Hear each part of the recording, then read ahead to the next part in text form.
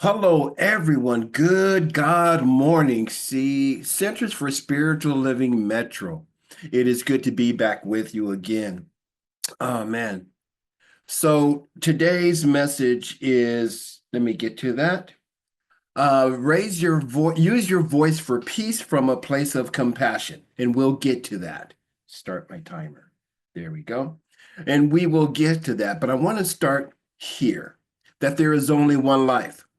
That life is God or peace or grace or whatever word works for you.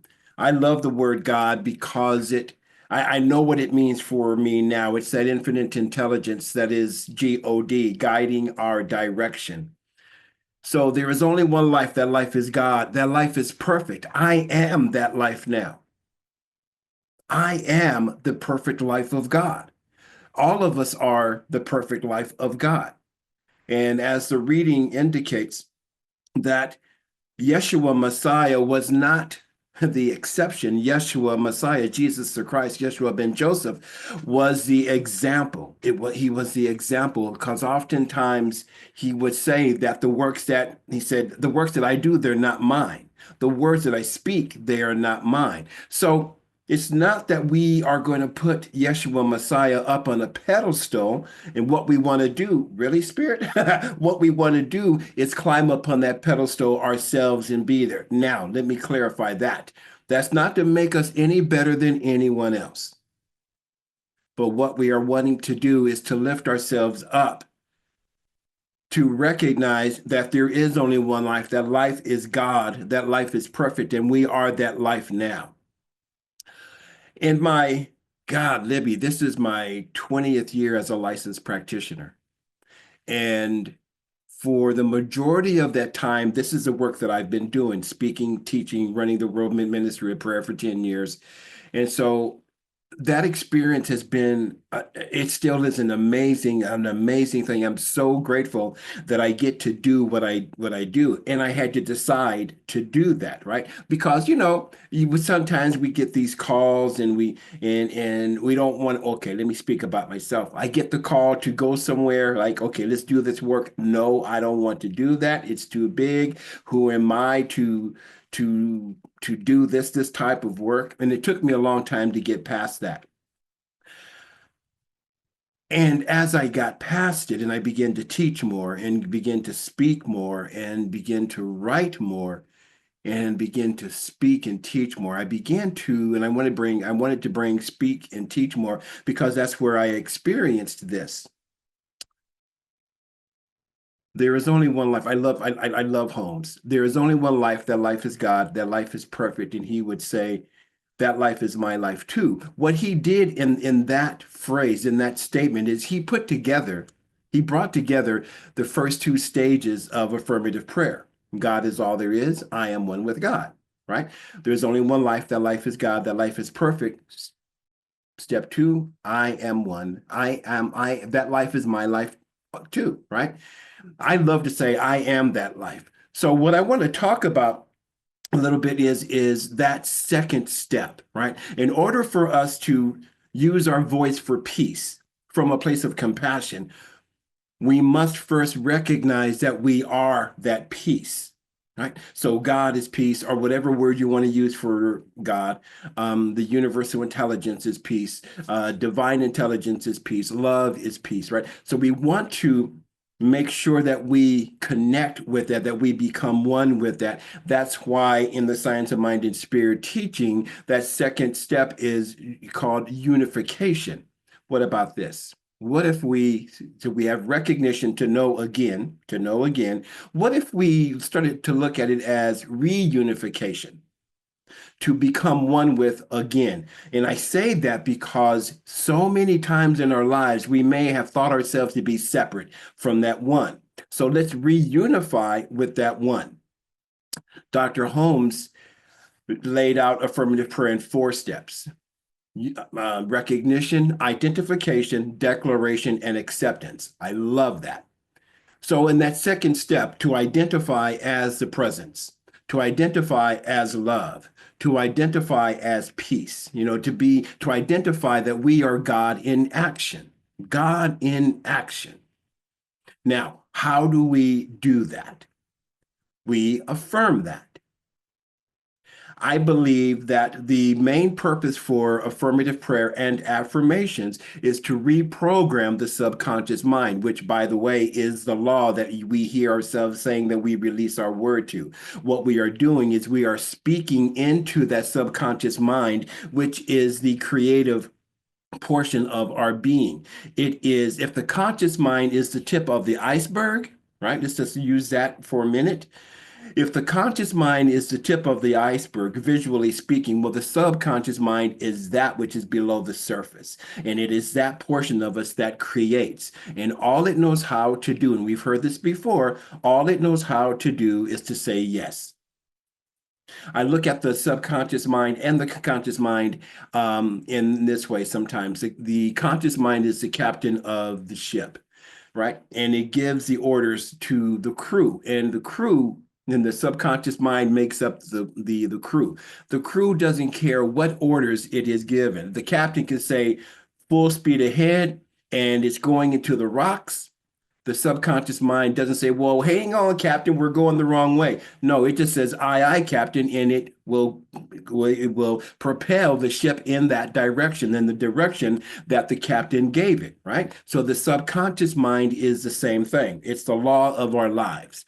So when we use our words for peace, or when we use our words, period, let me say that, coming from a place of unification, coming from a place that there is only one life. That life is God. That life is perfect. Oh, I am that life now. When we embody that second step, and I really do mean this, when we embody that, when you see me, you see the presence that has sent me, which I believe that was what Yeshua said too. When you see me, you see the Father that has sent me. Interesting. So when I see Reverend Jackie, I see the presence that has sent Reverend Jackie. When I see Jason, I see the presence that has sent Jason. When I see Dottie, I see the presence that has sent Dottie. When I see Sandy, when I see Mary, I see the presence that is expressing itself as each and every one of us. So I am inviting all of us not only to recognize the one power, the one presence, the one life, but also I want you to invite you to really embrace that that's who you are. That's who you are. You cannot take a breath without that presence. Check this out. You can't even move your hand without that presence expressing itself as you. Yes, I'm asking you to be bold, bodacious, and who you are, and to accept that, yes, I am the divine. I am the divine. And I speak that word, I speak my word from a place of divinity. I speak my word from a place of divinity. Now, what that does, what that allows us, what that requires us to do is to be aware of the words that we speak. Now, we've heard this before, that you want to be careful of what you ask for. Well, why? Because we're going to get it, right? Okay, that being the case, because it is the case, because the subconscious mind, the law, is going to give us what we give it. So that being the case, let's not be careful of what we ask for. Being careful, there's a little bit of fear in that. You got to be careful. Got to be careful of what you ask for. You might get it. Okay, well, we are going to get it. So instead of being careful of what we ask for, let's be aware of what we ask for. Now, that brings us into clarity. What is it that I want to experience in my life? What is it that I want to experience in my life? Well, this person has upset me. Great. Great. I am not, so I don't want to get upset with them. I can be upset, but also let me look at myself going, okay, so what is it? Why am I triggered here? What is the button that they pushed? Oh, now I get to thank them for pushing the button. They may have pushed it, but they didn't install the button.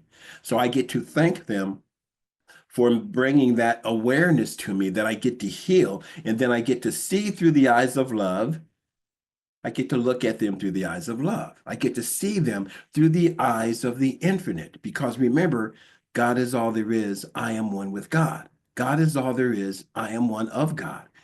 God is all there is. Oh, God is revealing himself as me. So let me see through the eyes of the infinite. Let me see through the eyes of love.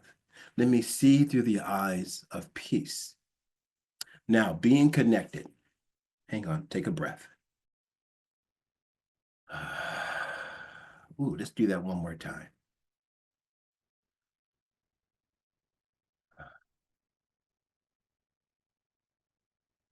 As we feel into our oneness with the infinite, as we decide that we are one with the infinite, we become aware that the words that we speak not only have power, they are the power of creation.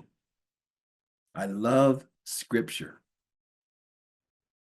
of all kinds, not just the Bible, but the Tao Te Ching and the Upanishads and Buddhist text and all of that good stuff. I love it all because they all speak really the same thing. And they all speak about the one power. They really do, just in their own way. And that we are one with that. And in the Christian religion, we hear that in the beginning was the Word, and the Word was with God, and the Word was God. So the Word is the infinite creator, right? So when we look at the word God, and looking at it as it is the creator, when I take that verse, in the beginning was the Word was with God, the Word was God, the Word is God, the Word was God. Oh, the Word is that creative process. So, and then we go to Genesis, right? And God said, right? Didn't think, although that's what's going on, right? Because, our thoughts are words unspoken, and words are thoughts expressed. But God said, let there be. Now, being created in that spiritual image and likeness of the infinite, then we get to say, and Eugene said, let there be. Reverend Jackie says, let there be. And then because we have embodied our divinity, we can then speak that word from a place of knowing that it is done. See, because the word, in the beginning was the word, and the word was made flesh, meaning that when we think our thoughts, when we speak our word, we get to then see the revelation. We get to see the demonstration. We get to see the effect. So the word is made flesh. The computer that I'm looking at and I'm working on was in somebody's imagination once upon a time, right? And they spoke that into being, and now this is made flesh, right? So your word is the power of creation. Now, because you are one of the infinite, you are God in action. Oh, Gaia. You are the infinite intelligence in action. Every breath that you breathe is spirit in action. Interestingly enough, the word spirit is defined as breath. So now we speak our word, and we use our word for peace. And the only way that I can speak my word of peace is to be full of peace or peaceful. So let me be peace within me so that I can speak my word of peace. Let me speak this word of peace. And it doesn't work unless I am that peace. Other words, I'm lying to myself. If I'm upset, let me get to where I need to be here. If I am upset, and I'm going to say, but I speak my word for peace for the world. That's not going to work for me. What I want to do first is let me speak the word of peace for myself. Peace of mind, peace of heart. Let me be that peace. Gandhi said, be the change you want to see. We can take those words, be the peace you want to experience, be the love you want to see, be the joy you want to feel. But you are to be that. And to be it is to know it. So when I talk about using your voice for peace, to be peace, you must know peace. You must be the peace. You must know the peace. And now I hear folks saying, yeah, Eugene, but what about with all of this stuff that's going on in the world?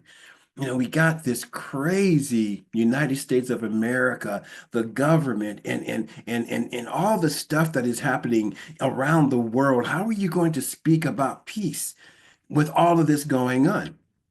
My simple question is, I choose to.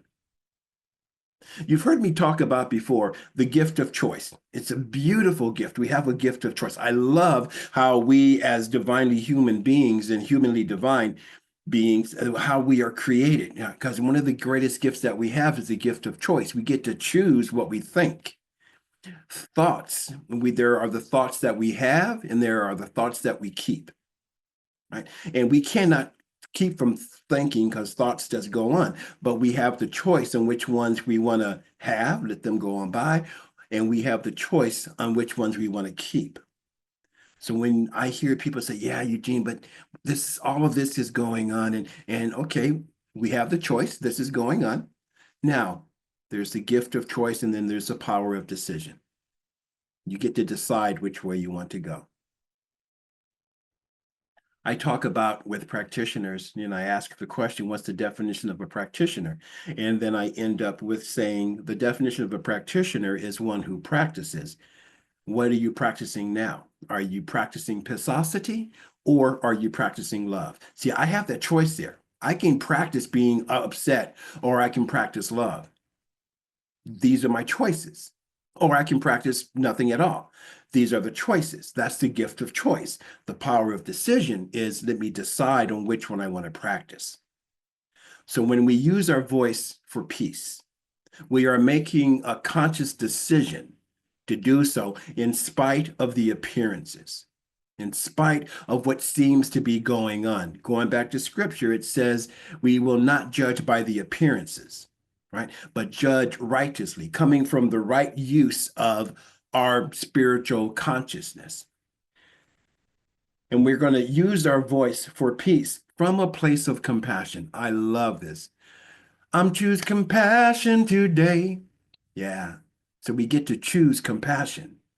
Now, what I love about compassion is the only way for me to feel compassion is to put myself in their shoes. Now, the experience that I had many years ago is whatever the experience was, I don't need to go through all of that, but it brought me to this question. It's like, wow, or it brought me to this realization. How much pain does someone need to be in to cause that much pain? How much fear does someone have to be in to cause that much fear? Now, when I put it like that for me, how much pain does someone have to be in to cause that much pain? I'm like, oh my God, I don't want to be in that much pain. Now I have compassion. I have compassion. And I get to say, forgive them, for they know not who they are. Because if people really knew who they were, the expression of God, they wouldn't do those things that hurt everyone else because they don't know. Therefore, when they're not knowing who they are, they don't know that in hurting others, they are really truly hurting themselves. So, how are you going to use your voice for peace this week, coming from a place of compassion? You know, I love the music of Ricky Byers. She's a good friend of mine, and I love her music. She has a chant. How can I serve today, sweet spirit? How can I serve today, O Lord? Speak in ways that I may understand. Where you lead me, I will follow. Where you lead me, I will go. How can I serve? The second line is second verse is how can I, who can I love today, sweet spirit? So as we come together to speak our word or to use our voice for peace, raising your voice for peace from a place of compassion.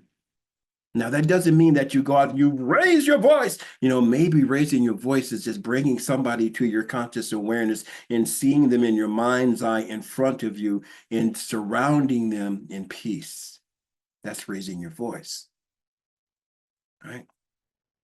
So this week, your assignment, your mission, if you choose, is to Well, that mission is possible, is to find and look for where you can speak peace into the situation. Your mission is to be compassionate. And I would be remiss if I didn't say this. Start with self. Start with self.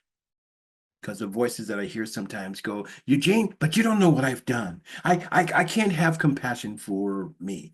That's where your prayer work is. Let me forgive myself. Let me forgive me.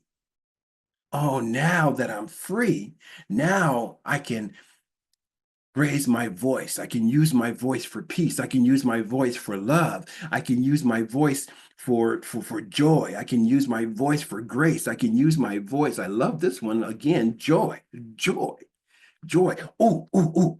Hang on, I need to pull this up because that joy just reminded me of something. I have a beautiful friend, Reverend Dr. Lloyd Barrett. Oh, I love this man.